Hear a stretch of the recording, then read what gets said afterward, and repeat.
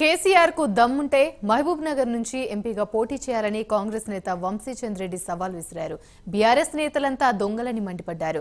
ప్రాజెక్టుల పేరుతో రాష్ట్రాన్ని దోచుకున్నారని ఆరోపించారు. ప్రజలను మభ్యపెట్టేందుకు మరోసారి మేడిగడ్డకు బీఆర్ఎస్ నేతలు పర్యటించనున్నారని వంశీచంద్ తెలిపారు.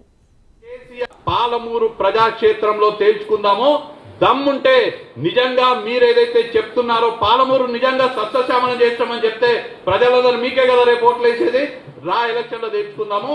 దమ్ముంటే కేసీఆర్ మహబూబ్ నగర్ పార్లమెంట్ స్థానం నుంచి పోటీ చేయాలని నేను సవాల్ చేస్తున్నా. ఇదే రిఫరెండం.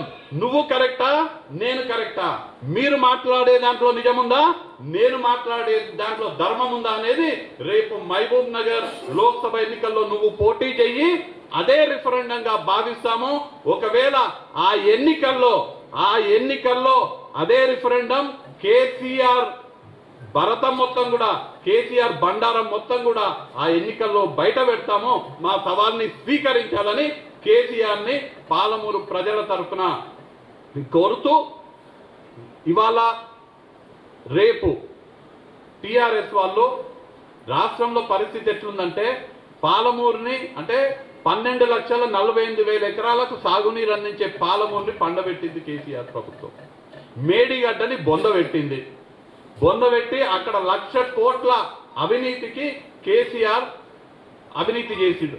ఆ అవినీతిని ఇవాళ ప్రజాప్రభుత్వం వచ్చిన తర్వాత శాసనసభ బయట మీ 1,00,000 కోట్ల అవినీతి బండారం బయటపడుతుందనే భయంతో మా మీద నిరాధారమైనటువంటి ఆరోపణలు చేస్తున్నారు. దానికే మళ్ళా ప్రజలని మోసం చేయనికే రేపు మేడిగడ్డ సంబంధించినటువంటి టూర్ పెట్టుకోవడం జరిగింది. టిఆర్ఎస్ దొంగలు రాష్ట్రాన్ని దోచుకొని 7-8 లక్షల కోట్ల అప్పుభారం తెలంగాణ ప్రజలపైన మోపినటువంటి టిఆర్ఎస్ దొంగలు రేపు మేడిగడ్డకు పోయి మేము దొంగలం కాదు అని ప్రూవ్ చేసుకునే ప్రయత్నం చేస్తున్నారు. మేడిగడ్డ బండారం ఖచ్చితంగా బయటపడుతుంది.